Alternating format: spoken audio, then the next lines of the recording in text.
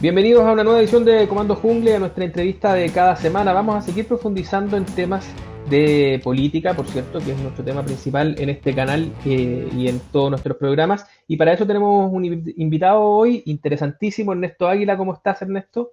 Muy bien, Camilo, muchas gracias por la invitación.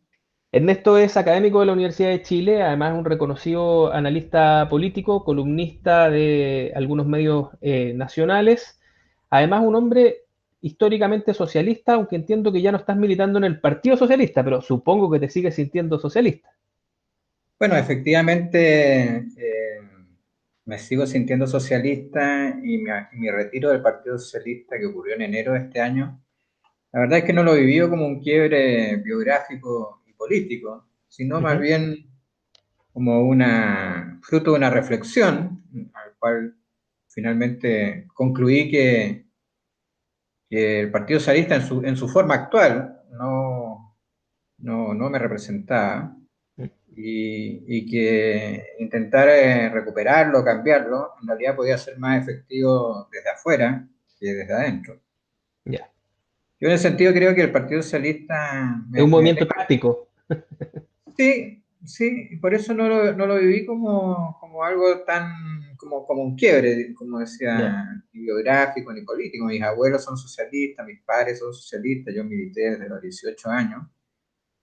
Por ahí por el año 79 empecé a militar, y por lo tanto, claro, es una larga identificación de un espacio político, cultural, pero bueno, yo creo que el Partido Socialista está en una crisis no reconocida, no asumida más bien, hace muchos años, y bueno, es una crisis de proyecto, una crisis de desconexión con el mundo Sí. social, y una crisis orgánica, porque en su interior coexiste un partido de militantes, pero otro partido que el que gana las elecciones, que es un partido clientelar, ¿no? Claro, claro. Eh, Ahora no es y, el y- único no, que no, enfrenta un no, es un proceso fenómeno más de... amplio, Sí. pero, Mm.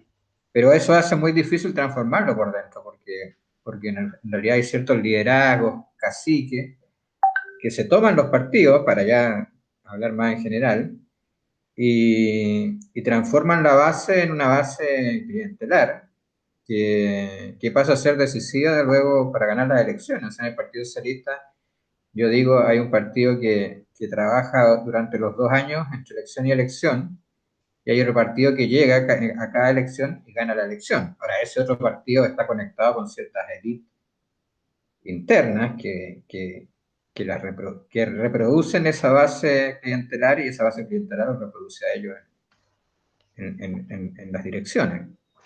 Ernesto, vivimos un proceso de cambio, no es ninguna novedad, que para efectos del caso chileno se manifiesta en una especie de crisis política extendida. Y digo extendida, ¿cierto? Porque lleva mucho tiempo en manifestaciones de movimientos sociales que lo vienen anticipando, primero sectorialmente, después es casi, bueno, lo que se ha llamado precisamente el estallido, digamos, la convergencia de todas estas fuerzas que se vienen sumando desde hace mucho tiempo. Tú relatas una parte, ¿cierto?, al inicio con lo que pasa con el Partido Socialista, pero pasa con casi todos los partidos. De alguna forma estamos con dolores de adaptación del sistema político, ¿cierto?, a una realidad que ha cambiado dramáticamente. Quisiera partir explorando un poco el campo de la oposición y en particular de la izquierda frente a este nuevo ciclo. Nosotros tenemos algunas cuestiones objetivas a la vuelta de la esquina, un proceso constituyente, ¿cierto? Elecciones presidenciales, que como tú bien dices, los partidos saben muy bien cómo enfrentarlas, incluso también cómo ganarlas, pero también, ¿cierto? Vivimos todo este proceso de fragmentación, de estallidos de identidades múltiples y quisiera partir por ahí. ¿Dónde tú hoy día, para el caso chileno, ubicas a la izquierda? No quiero hablar de la oposición porque esa es una bolsa demasiado grande, ¿cierto? Incluso hay oposición a Piñera a su derecha. ¿Ah? Es, por cierto, el bolsón más grande. Pero, pero la izquierda, ¿desde dónde tú comienzas a reconocer la izquierda en Chile? Bueno, mira, a ver, yo creo que ahí hay a lo menos dos preguntas. Eh, la primera, yo creo que un poco más amplia. Yo creo que, como tú muy bien lo señalas, estamos viviendo un proceso de fragmentación política como pocas veces se ha vivido en Chile, pero hay ciertas referencias al respecto, y yo creo que esos procesos de fragmentación política se producen cuando se produce una desconexión, una fractura entre la sociedad y su conflictividad y quienes debieran expresar o representar esa conflictividad social en el campo de lo político. Y yo creo que eso se venía desconectando muy profundamente, por lo menos desde el 2011. Eso también vale para la izquierda, por supuesto. Se venía produciendo desde el 2011 y claro, el 18 de octubre termina por estallar el fenómeno. Y yo creo que tiene que ver con que se fueron perdiendo ciertos contratos mínimos sociales, algunos explícitos y otros implícitos. Y yo diría que en el caso chileno se ha ido produciendo una cierta disolución de una comunidad política, expresado en la Constitución, en la falta de acuerdo con la Constitución, pero también expresado en la falta de acuerdo con el modelo económico-social, con algunas promesas, como la promesa de la movilidad social, en fin. Yo creo que eso ha ido produciendo una cierta disolución de una comunidad política por un lado, y por otro los cambios importantes que se produjeron en nuestro modelo económico y social, bueno, uno diría desde los 80, pero también los 90, 2000, yo creo que fueron generando, y en eso yo estoy de acuerdo, lo que Carlos Ruiz Encina llama un nuevo pueblo, que en el fondo, dicho en términos más antiguos y sociológicos, es una nueva estructura social, o sea, ya los trabajadores están muy poco en fábricas, están en muchas otras, es un sistema laboral muy distinto y eso genera subjetividades también muy distintas. Y el sistema de partidos políticos, de alguna manera, responde a otra estructura social, a otro pueblo. Se ha hecho muchos recuerdos del OP y uno ve las imágenes y era, bueno, otra estructura social, otra subjetividad y un sistema de partidos, por lo tanto, que fue construido para esa matriz, ¿eh? Social y política. Y bueno, y todo esto también es válido para la izquierda, o sea, la izquierda también ha vivido ese fenómeno desde los 90 hacia adelante. eh, y claro, yo creo que no ha tenido, o sea, una izquierda estaba dentro de los gobiernos en la concertación, y esa izquierda ha vivido un proceso de desgaste, de desconexión con lo social, y la otra izquierda no estuvo en los gobiernos de la concertación, sí, en el caso del Partido Comunista en la nueva mayoría, y luego aparecieron nuevos actores, en el 2011 el Frente Amplio. Entonces también decir hoy día quién es la izquierda, cuando se parece más a un archipiélago, es difícil de describir, pero yo diría que todos los partidos de izquierda, con eso concluyo, incluyendo los nuevos del Frente Amplio, yo creo que les quedó ancho el poncho del 18 de octubre, porque en el fondo la irrupción de esa protesta, de esa rebelión, fue interclasista, intergeneracional, eh, muy de nuevo pueblo, en el sentido como muy, muy, muy, muy distinto a la vieja sociología y subjetividad a las cuales apeló durante mucho tiempo la izquierda. Entonces, yo diría que todos los actores, para qué decir los que venían de la concertación, que traían un desgaste propio, pero también el Partido Comunista, también estas nuevas fuerzas del Frente Amplio, yo creo que quedaron con bastante poca, con poco, sin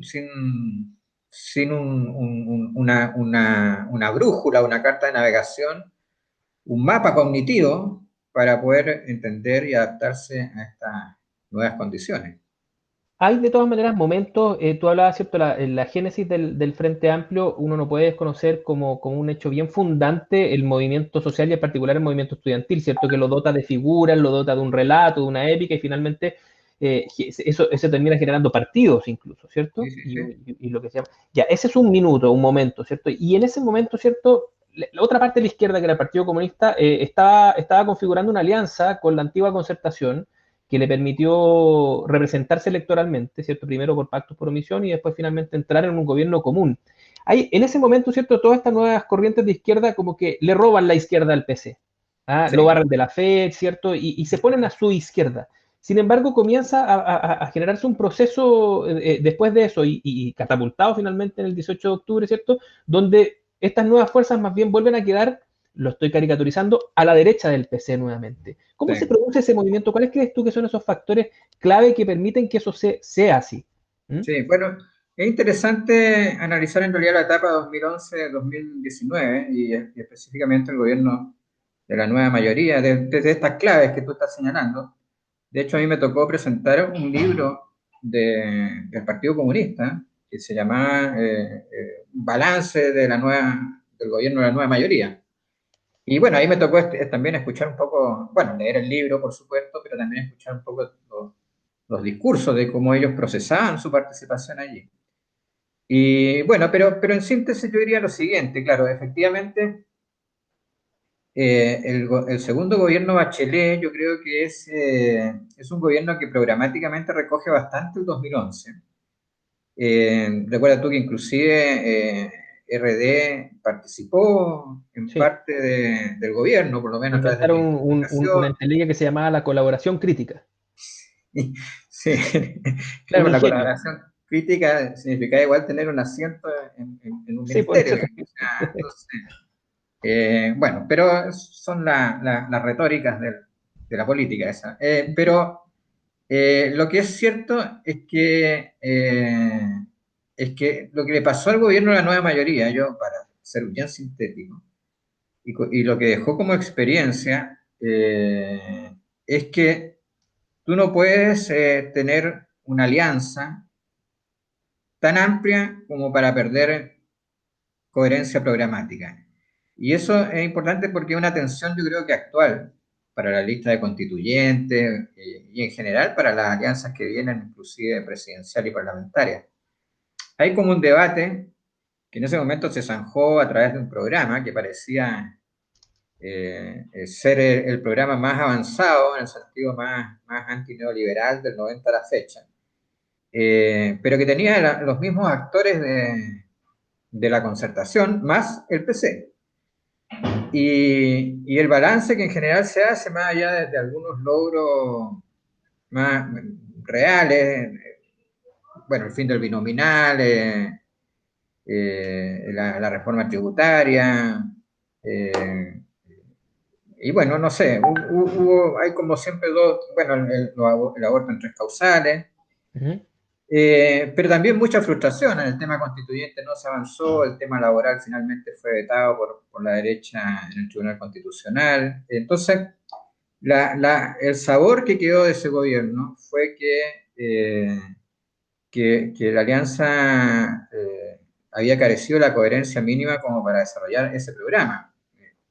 Siempre se dice que se dio la paradoja de que el ministro del Interior, Burgos, era como el jefe de la oposición, entonces era como extraño.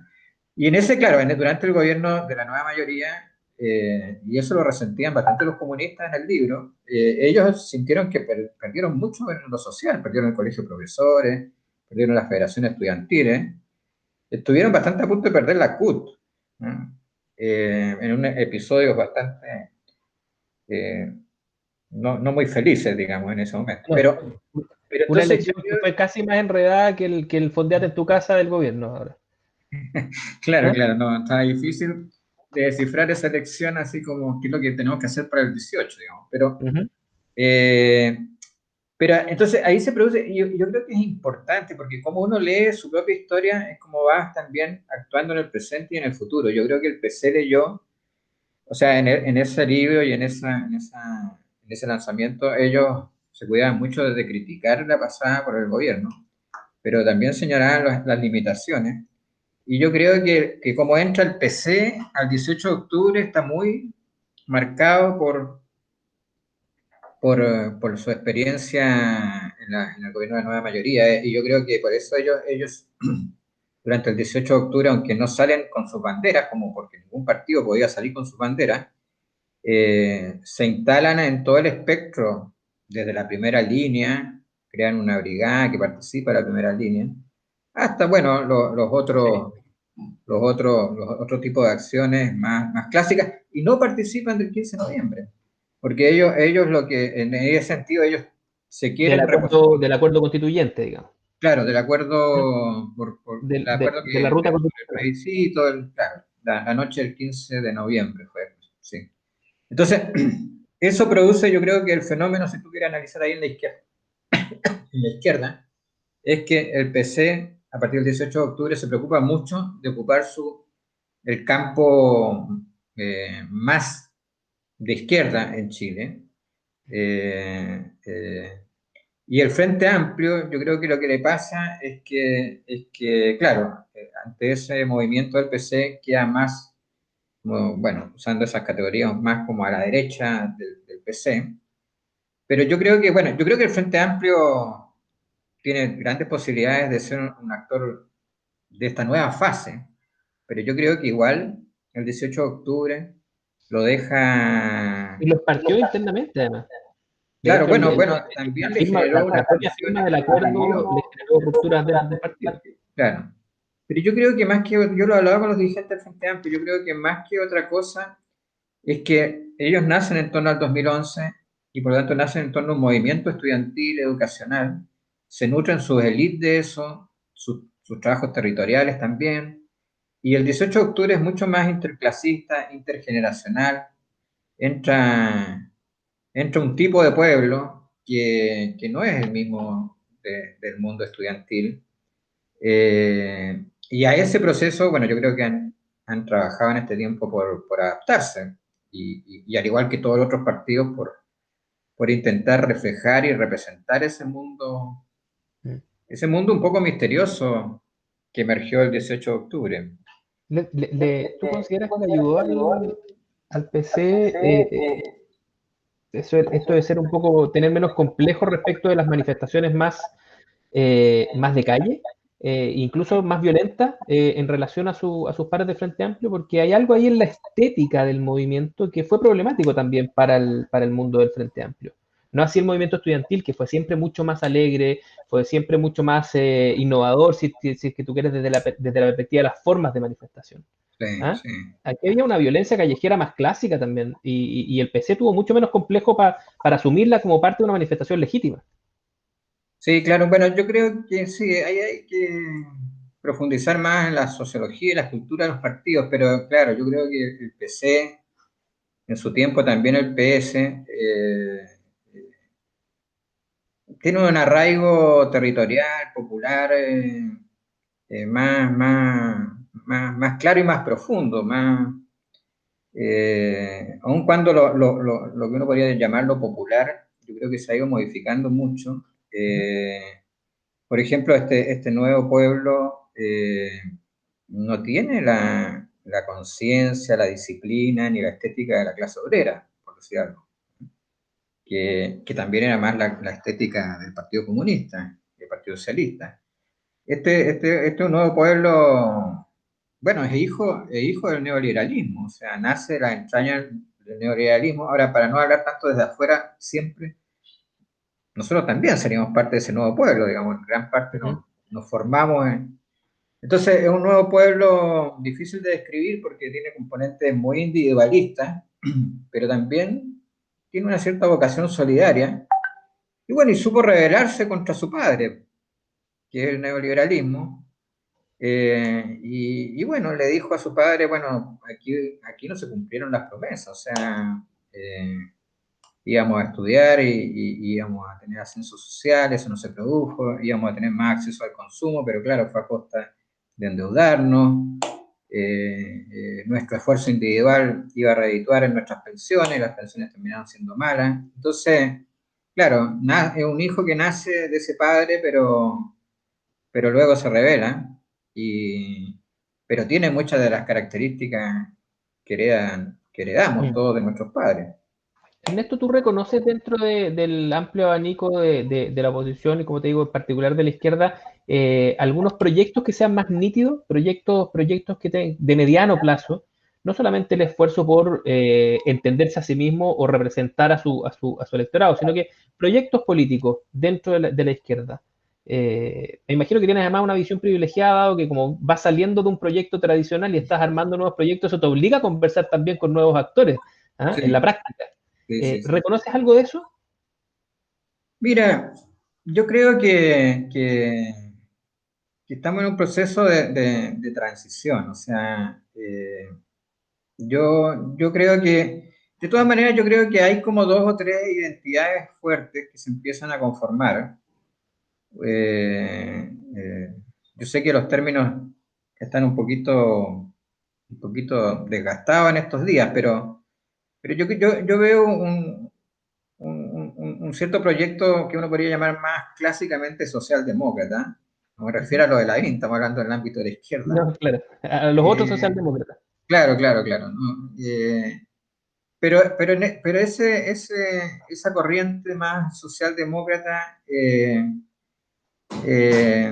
se mueve en un espectro que va desde visiones bastante, que hacen bastante las paces con el neoliberalismo hasta ciertas socialdemocracias más de izquierda. Y yo creo que ahí tú puedes encontrar, bueno, varios actores. Y claro, ese es un proyecto que intenta recorrer caminos ya conocidos, ¿no? ¿Le Sobre podéis poner todo algunas caras a ese proyecto? modelos, ¿O para modelos europeos. ubicarlo? Bueno, yo creo que, como te digo, yo veo que en ese proyecto hay también una cierta polaridad. Yo veo, por ejemplo, una lógica más de derecha, por ejemplo, a gente como Arboe, y en una socialdemocracia más de izquierda quizá yo situaría a Carlos Montes, Ujú. pero es como un espacio que se mueven como en la lógica socialdemócrata en el sentido de que aquí se necesitan más impuestos y redistribuir vía derechos sociales universales y gratuitos, más o menos la conformación de un estado de bienestar. Y yo creo que uno de los problemas de ese proyecto es que no es tan obvio que los países como los nuestros, en realidad como que les falte solo, como que van en tránsito hacia un desarrollo que permitiría un estado de bienestar. Ujú. Eh, En una eh, teleología claro, como que hay una cosa, ascendente. por ejemplo, los economistas de la teoría de la dependencia, los 60, 70, decían que no, decían el subdesarrollo, nuestro subdesarrollo, es la otra cara de ese desarrollo, o sea, no es que todos, que nuestro problema es un problema de años para llegar allí. Y bueno, y a la luz un poco de cómo se ha desnudado la realidad social de Chile, uno ya le entran dudas que el per cápita sea un indicador muy suficiente como para decir en realidad nosotros vamos a llegar en 10 años a ser Portugal, en 20 años no sé, en no sé cuánto Alemania. No, bueno, yo creo que es un gran problema de la socialdemocracia mirado desde Latinoamérica, ¿no? Pero ahí yo creo que hay gente que tiene esa conclusión desde el punto de vista de un proyecto de izquierda. Y yo creo que en el otro ámbito un proyecto más bien mucho menos quizás constituido, pero yo llamaría una suerte de neoallendismo. ¿Ya? En el sentido que, ¿por qué lo llamaría así? Porque yo diría que es un proyecto que cruza de manera clara democracia y socialismo, o sea, en eso no se pierde, pero tiene una vocación más transformadora, o piensa que quizás en Latinoamérica o en países como los nuestros es importante un cambio significativo de las relaciones de poder. Y por eso la constitución es tan importante de lo que viene, porque si algo es una constitución, una nueva constitución, es un gran diálogo sobre el poder, o sea, sobre la posibilidad de rebarajar el poder. Entonces, yo creo que ese proyecto de izquierda en ciernes, por lo tanto, es más antineoliberal, eh, tiene más interés en la participación popular, en constituir un sujeto popular con conciencia política, en alterar más estructuralmente las bases de poder de la sociedad, es más redistributivo. Piensa tú que el modelo más socialdemócrata en el fondo ya en un momento dejó de hablar del tema propiamente económico, o sea, sus lógicas fue la redistribución estatal, impuestos, derechos sociales, que no es poco para un país como este, ¿eh? Ujú. Pero, pero, pero no discute el tema del modelo económico de desarrollo. eh, y yo creo que por ahí hay como dos grandes ejes que no se perfilan como en los partidos actuales, ¿eh? Me refiero Nos que hay cuesta personas, transversalmente. grupos. claro, porque uno podría decir el Frente Amplio entre esta socialdemocracia clásica con su vertiente más de derecha e izquierda y una suerte de neoallendismo, ¿dónde se ubica? Bueno, hay integrantes para ubicarlo, yo diría casi en los tres lugares, o sea, una socialdemocracia muy, o sea, Insulsa, por ejemplo, una socialdemocracia muy administradora del proyecto. Uno tendería a pensar que... Es bien parecido a lo que tú mencionas, haciéndole el enchulamiento de época a la Sí, autoflagelancia y la autocomplacencia que siempre habitó al interior de los herederos del no, ¿ah? claro, Que han claro. tenido distintos momentos. ¿Mm? No, bueno, es que yo creo que esa discusión era relevante. Ahora pasó a la posteridad con estas denominaciones que no le dan mucha prestancia al debate, pero era importante porque esto ocurre un poco hacia finales de los 90. El antecedente más importante anterior, el 87, por ejemplo, estaba el libro de Murián, que fue el primero que sistematizó una crítica, La anatomía de un mito. anatomía de un mito, claro. Entonces, en ese momento, claro, hubo un debate que señaló, bueno, ya está bien, recuperamos la democracia el año 90, o después de un ejercicio de enlace, no podíamos tener en el primer lugar de la agenda el tema de la transformación del modelo, pero aquí efectivamente esas bases económicas y sociales no se han transformado y ese debería ser nuestro desarrollo a futuro y esa es una autocrítica que debiéramos hacernos, que era la posición más, la memoria flagelante. Pero bueno, ese debate se zanja de manera clara, no solamente en las ideas, porque nunca se debatió tan a fondo, pero sí en la política, lo que se instala es una continuidad más bien de esos consensos que dieron base a la transición. Entonces, Hubo que salir, ese, tuvieron que salir del poder para poder retomarlo, que fue el caso cuando perdió el gobierno Bachelet 1. claro, Probablemente claro, ahí se claro. vuelve a O sea, recocer este. yo creo que el gobierno, la nueva mayoría, si tú lo quieres poner con esas categorías, era el gobierno de los autoflagelantes, Ujú. porque traía PC, el programa era mucho más avanzado, había una mayor autocrítica de lo ocurrido, y por lo tanto era el primer gobierno de los autoflagelantes del 90 a la fecha. Eh, pero que mostró también el límite, porque mostró el límite de un gobierno más de izquierda, que yo creo que no solamente el límite está dado porque en su interior había una cierta incoherencia programática, había otros límites, o sea, un proyecto de esa naturaleza que descansaba casi, no sé, un 70-80% en la popularidad de la presidenta. Claro, cuando se empieza a derrumbar la popularidad de la presidenta, el proyecto mismo comienza a mostrar sus debilidades. Y por otro lado, un conjunto de poderes en la sociedad chilena, extrainstitucionales, que tienen una gran capacidad de presionar a un gobierno y por lo tanto impedir el avance de cierto programa. Básicamente el programa de Bachelet 2 avanza el primer año, pero ahí comienza también una resistencia no menor. Entonces, eso quedan como lecciones de cuánto la sociedad chilena, su institucionalidad, está en condiciones de resistir una cierta política transformadora. Ahora, yo creo que el 18 de octubre cambió un poco sí los términos de ese debate, o sea, Sí, completamente. con este Congreso, con esta correlación de fuerza, que se haya tenido que aprobar el 10%, por ejemplo, cómo la gente velaba las armas, en un sentido figurado, por supuesto, la noche anterior a la votación, eh, también puede ser un augurio de cómo va a funcionar una convención constitucional. O sea, hay dos tipos de funcionamiento, sin presión social o con presión social. Entonces, yo creo que ahora, no sabemos si esa presión social tiene la capacidad de mantenerse. Es muy autónoma de los actores políticos y por lo tanto es muy difícil de definir qué la mueve y qué no la mueve. Es difícil darle conducción política, compadre. Totalmente.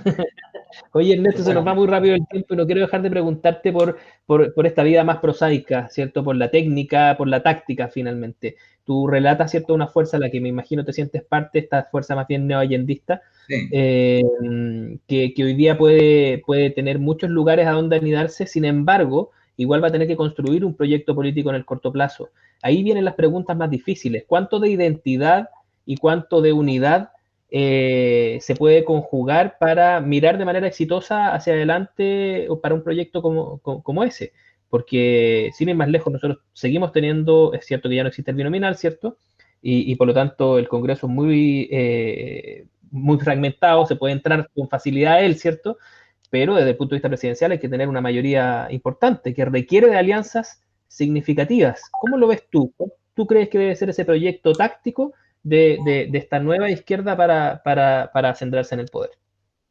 Bueno, mira, para empezar, se viene un ciclo electoral muy intenso y yo creo que el esquema de alianzas está más en el ámbito de la táctica, como dices tú, y por lo tanto tiene que ser abordado teniendo consideraciones programáticas, pero también políticas y electorales. Para decirlo así muy brevemente, sería absurdo que las fuerzas de izquierda enfrentaran, por ejemplo, la elección de alcaldes y gobernadores regionales, que son unipersonales, con dos o tres candidatos. O sea, es el camino seguro a la derrota. Tampoco es drama, entonces, en ese ámbito tienen que tener acuerdo. Tampoco es drama que cada lista, cada grupo de izquierda, si quiere, lleve su lista de concejales. Igual se pierden votos si ocurre eso, pero ya, puede ser el momento de la identidad, tú quieres saber cuánto pesa, y los concejales pueden ser una medida de aquello. Pero, por ejemplo, el 11 de abril, en el post-plebiscito, hay una elección clave, que es la elección de los constituyentes, de los convencionales constituyentes. Y esa elección, yo creo que ahí tú tienes que, en mi opinión, evitar la fragmentación electoral, pero perfilar opciones.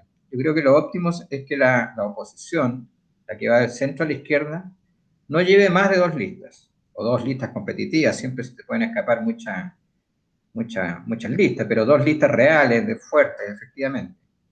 Pero no más de dos, o no más de tres, me atrevería a decir, porque ya después de eso comienza la fragmentación a favorecer a quienes van en lista única, que en este caso es lo más probable que sea el escenario de la derecha.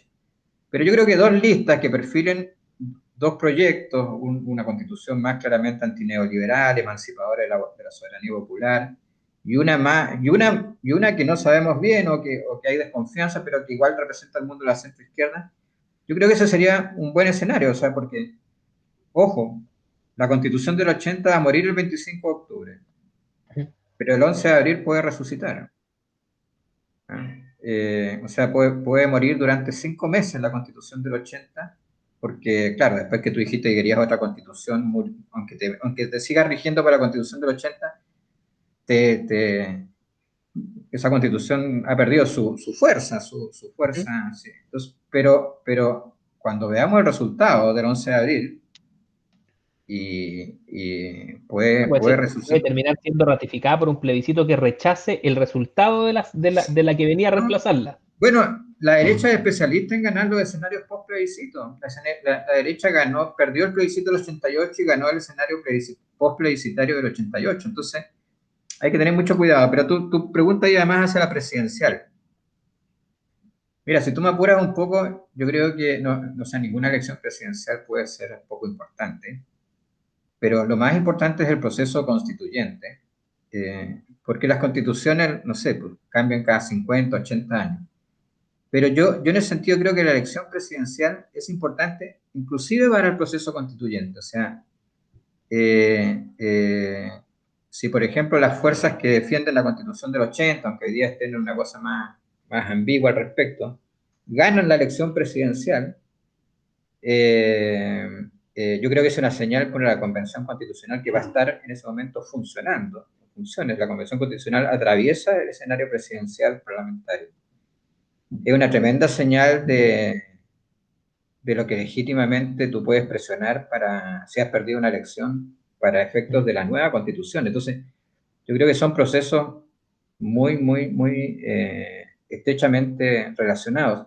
Y yo no sé si la ciudadanía le va a asignar esa importancia. Yo creo que vaya a votar bastante masivamente en este plebiscito, incluso con pandemia, pero, o habrá que considerar la abstención también según la pandemia, pero si la elección del 11 de abril de los convencionales constituyentes y la de presidencial parlamentaria se parece mucho en quiénes son los líderes que encabezan las propuestas, se parecen mucho a las elecciones del 90 a la fecha, lo que vamos a tener es una gran abstención y cuando hay un 50% de votantes, nosotros sabemos ya los resultados en este país, se mueven muy poco. Entonces, también cuando a veces ponen en la prensa cuáles son los posibles candidatos, además toda la pandemia limitó la posibilidad de listas de independientes. Claro. Yo diría que la eliminó. Yo creo que es imposible conseguir las firmas en este esquema para listas de independientes. Por lo tanto, termino con esto. Yo creo que, que una parte de la estrategia también, en este caso, bueno, de la derecha, es que esta próxima elección se parezca lo más posible a las elecciones del 90. Los distritos que ya conocen, donde tienen implantación territorial de alcaldes, de parlamentarios. Y si es así, el resultado va a ser muy parecido, ese pueblo el 18 de octubre no se va a ver representado y probablemente zanje de manera muy parcial o no zanje el problema de esta fragmentación, disolución, de esta crisis política, social, económica que estamos viviendo el 18 de octubre y que con sus propias características agudizó de manera impensada la Si te pandemia. entiendo bien, si te entiendo bien, entonces tú sugieres que para las elecciones que vienen hacia adelante, las convencionales y también las presidenciales, hace falta un poquitito más de unidad y un poquitito menos de identidad en el mix. No, o sea, en relación a lo que hoy día Ujú. existe, claramente eh, mucho más unidad.